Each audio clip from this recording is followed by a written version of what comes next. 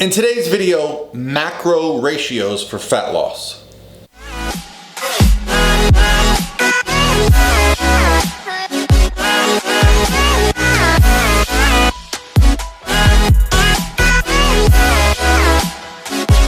All by myself. Hey guys, what's going on? This is Paul Ravella from ProPhysique.com, and today's video is going to be about how to set up your macronutrient ratios for fat loss. The message came from, here you go, my Instagram direct message. I have been a little busy traveling to Chicago. I'm going to New Jersey next weekend, but I still love my YouTube fam, so I'm going to try to keep answering questions for you guys off my Instagram direct message, especially one like this because I really like this question. It's a good question. The question comes from someone who is vegan, so it's a little bit different. Now, I work with quite a few vegan clients, competitors, and the real struggle I find for vegans is trying to find high protein sources that are not also high in fat or carbs, because really the difficulty with vegan sources is a lot of them are high in fat or high in fiber or high in carbs. Not a lot of them are high in protein per calorie. Some of them are very high in protein, but when we're working out macronutrient ratios, it can get a little different. Now, there is some progress. I have actually purchased some vegan protein supplements. That's right. I really struggle with whey protein. Even in isolate, just gives me not a good feeling. So what do? I've started experimenting with vegan protein sources and like supplements, and I find that the fats are often higher than I'd like them to be, because when you're really getting into fat loss and tracking macros and hitting your goals every day, I don't know if everyone finds this to be true, but I find fat to be the one that just adds up so quick. Like there's fat in protein sources, there's fat in carb sources, and if I'm trying to keep my fats at 50 or 60 grams a day and I'm getting 8 or 9 grams of fat from a protein supplement, struggle bus. So I'm still looking for that perfect vegan protein supplement. I haven't convinced Doug Miller of Core Nutritionals, who is my sponsor, to make one yet, but maybe it's coming. We just got to get Doug to go visit California. I feel like everyone that goes out to California slowly becomes vegan. So Doug, me and you, LA buddy, what do you think?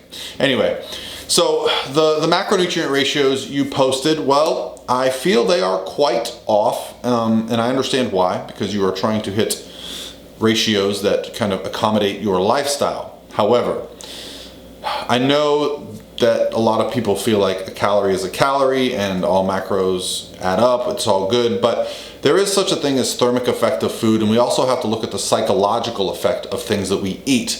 So when your carbohydrates are 70% of your diet, fats are higher than protein, what we're probably going to see here is that you're not going to feel satiated all that well. Also, protein is very hard to break down and convert into body fat. So if I were you, young person that sent me this message, I'm going to assume you're young because you're on Instagram. I shouldn't assume those things, should I? Sorry, my brain's all over the place. But I would like to get your protein up to 40%, 35 to 40% in that range of your daily total calories. Now, I will say this, calories are what's going to drive the change. If you're trying to lose a little bit of body fat, and I know you mentioned you're trying to lose a little bit there, calories or a caloric deficit is what's going to drive the change. However, I do feel that getting enough protein in your daily allowance of calories is going to make that a little bit easier for satiety reasons. Also, we want to make sure we're getting our leucine threshold met. That's right, the certain amount of leucine that we need to hit per intake of protein, right? That's going to trigger MPS, or muscle protein synthesis. Now, this video is not about that, but if you just type in leucine thresholding, the Google machine, or my buddy Lane Norton has some good videos on protein. He did like a 5-part series, which is way more in depth than most people want to go, but it's really good information.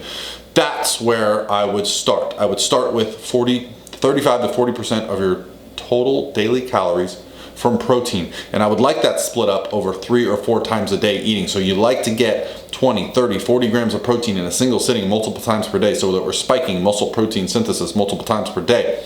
Why? More lean body mass. More lean body mass, easier to lose some body fat for you there. Now, you're also trying to create a caloric deficit, so we have to not just look at the calories, we have to look at the lifestyle. What are you doing on a daily basis? Are you wearing a Fitbit? If you're not, it might be worth wearing one. Here's why, because we can just start to get into some data and look at, hey, How many calories am I burning a day? Am I sitting at a desk all day?